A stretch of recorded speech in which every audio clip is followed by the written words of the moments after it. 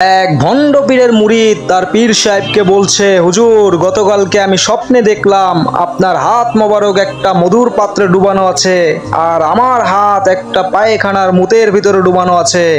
মুরিদের কথা শোনার সঙ্গে সঙ্গে সেই ভণ্ড পীর বলে উঠল, কারণ তুই হলি দুনিয়ার কুকুর, আল্লাহর নাফরমান বান্দা, এই জন্যই তো তোর হাত নাপাকের ভিতরে ডুবানো ছিল।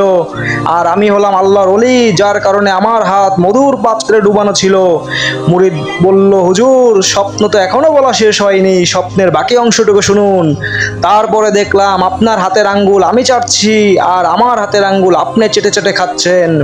মুরিদের এই কথা শুনে পীর সাহেব রেগে মেগে অকাত্য ভাষায় গালাগালি শুরু করলো, বলল, জানোয়ার তুই এখনই আমার দরবার থেকে বেরিয়ে যা।